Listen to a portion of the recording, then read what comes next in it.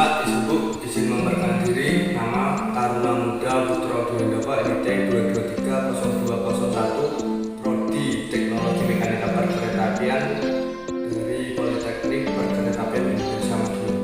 Di sini saya akan menjelaskan tentang komponen atau bagian-bagian yang ada pada mesin lokomotif. Akan tetapi di sini saya menjelaskannya menggunakan mesin mobil yang ada di workshop PP Madiun, karena sistemnya kurang lebih sama, yang membedakan cuma ukurannya saja. Yang pertama, jadi mesin lokomotif atau mesin kereta api itu terbagi menjadi 3 bagian besar, yaitu paling bawah ini namanya oil pan, atau kalau bahasa bengkelnya itu bak oli. Setelah ini blok silinder. Ini yang besar ini blok silinder. Nah, untuk yang ini itu namanya head cylinder. Terus paling atas ini cover head cylinder. Jadi saya jelaskan dari atas. Ini cover silinder ini terdapatnya seperti spring. Ini dalamnya ini ada valve atau katupnya. Jadi nanti ini terbagi menjadi 2 katup. Ini kan 4 silinder, berarti ada 8 katup, 1, 2, 3, 4, 5, 6, 7, 8. Jadi 4 katup itu terdiri dari 4 katup intake, 4 katup exhaust atau katup buang. Jadi di dalam cover head cylinder ini namanya pusrut. Nah, ini pusrut. Nah, yang ini rocker arm atau yang menggerakkan valve atau katupnya. Terus setelah itu di sini valve-nya ini di dalamnya spring ini. Jadi ini nanti ada katupnya 2 ya. 2 sampai jumlahnya 8 kalau 4 silinder. Setelah itu lanjut ke bawahnya sini.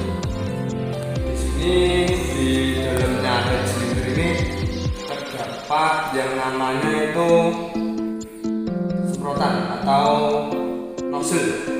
Nozzle sama injektor itu sama fungsinya, tetapi kalau injektor itu sudah elektrik, kalau nozzle itu masih mekanik, jadi masih menggunakan tidak. Kalau injektor itu sudah menggunakan arus listrik. Kalau di sini masih mekanik. Nah, ini namanya kalau bahasa bengkelnya itu push pump. Nah, ini fungsinya nanti lanjut sini, ini masuk ke sini, nanti menjurus ke head cylinder, itu menyemprotkan bahan bakar. Jadi ini kalau diesel bahan bakarnya yaitu solar. Jadi saya lanjutkan setelah ini cover cylinder ini udah nozzle atau injektornya udah masuk, menyemprotkan bahan bakar masuk ke dalam head cylinder. Setelah itu selanjutnya ada komponennya yang besar ini namanya silinder block. Nah, jadi di dalam silinder block ini terdapat piston. Nah, piston atau shaker kalau bahasa bengkelnya ini. Jadi ini katupnya, ini kalau kelihatan katup. Nah, ini katup intake, ini katup exhaust. Jadi di sini nanti nozzle-nya akan menyemprotkan bahan bakar dan akan dimasak oleh ini piston atau shaker kalau bahasa bengkelnya. Jadi ini kepala piston namanya. Nanti ada lagi yang menghubungkan antara poros engkol dengan kepala piston, ini namanya stang piston. Jadi yang menghubungkan antara kepala piston dengan poros engkol ini namanya ada connection rod atau kalau bahasa bengkelnya itu stang piston. Nah, stang piston. Terus di sini lanjut. Nah, ini namanya stang pistonnya ini. Ini adalah stang piston. Nah, ini nanti ke atas terhubung dengan kepala piston.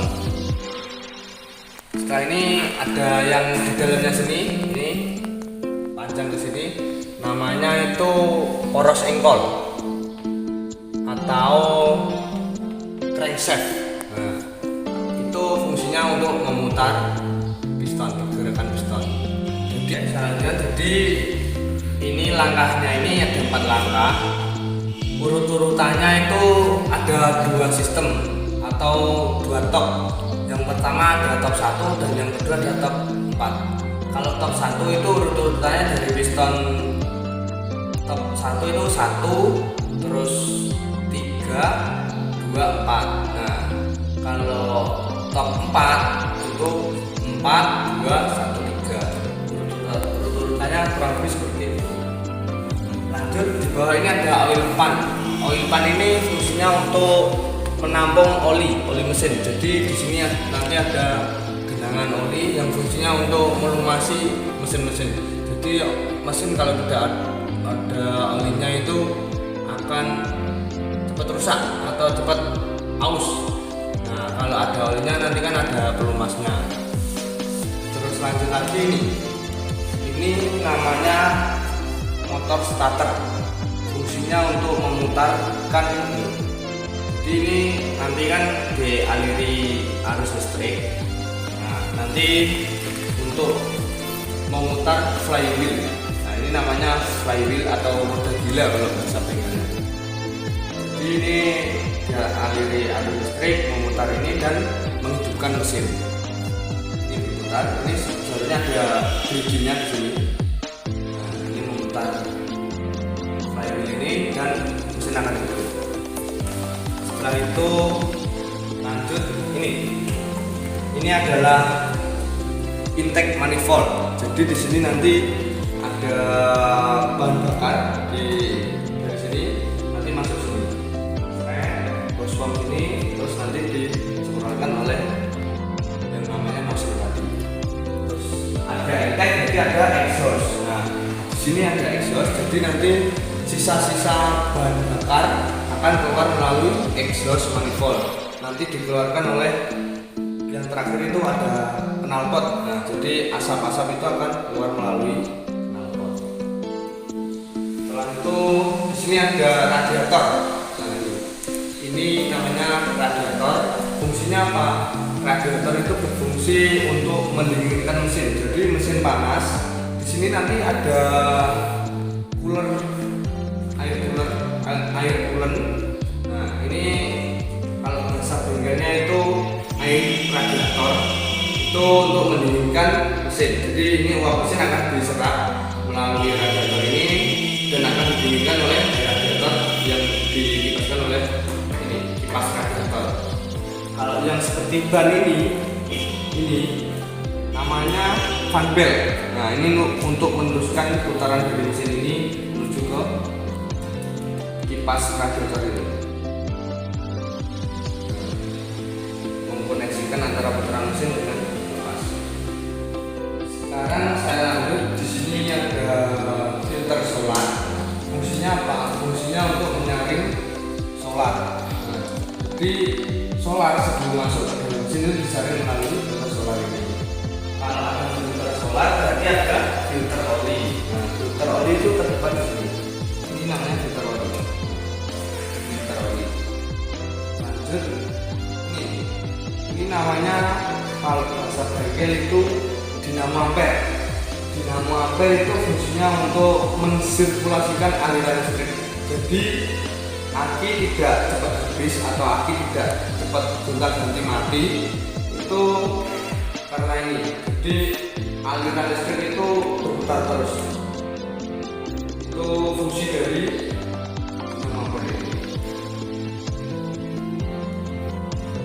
ini ada namanya camshaft.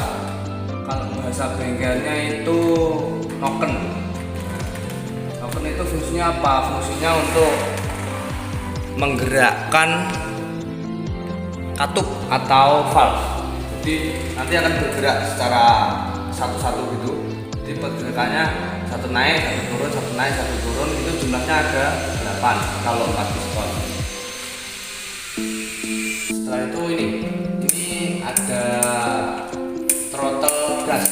Jadi di sini nanti ada kayak kawat yang menjurus ke pedal gas. Nah, ini bergerak. Kalau ini tidak ditekan nanti mesin akan berubah suaranya atau torsinya. Nanti berubah, kalau ditarik akan ngegas, kalau dilepaskan akan turun. RPM-nya naik, RPM turun.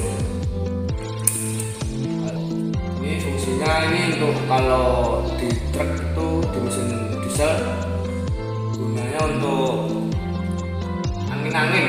Kalau bahasa bengkelnya angin-angin, kalau misalnya masuk angin. Ini nanti kan solar bisa masuk angin. Nah itu caranya untuk mengatasi tekanan tersebut itu dari sini. Jadi nanti ini buka, ya. Nanti dibuka di benda-benda ini ada kayak springnya ini. Nanti fungsinya itu untuk ini begini kan nanti. Ini untuk angin-angin agar solar yang di dalam sini ini tidak terdapat angin. Kenapa? Kalau ada angin itu nanti mesin tidak akan bisa nyala. Nah, itu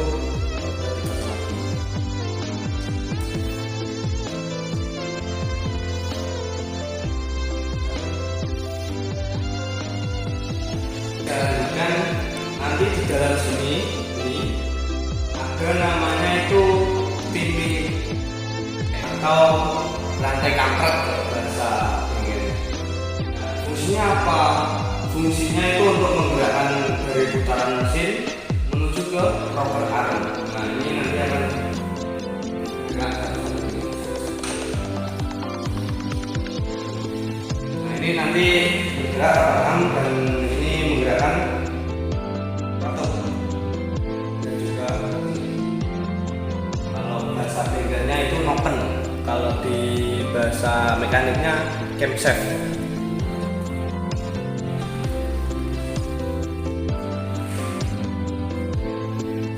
Terima kasih, kurang lebihnya seperti itu penjelasan dari saya. Jadi untuk mesin lokomotif atau kereta api itu sistemnya sama.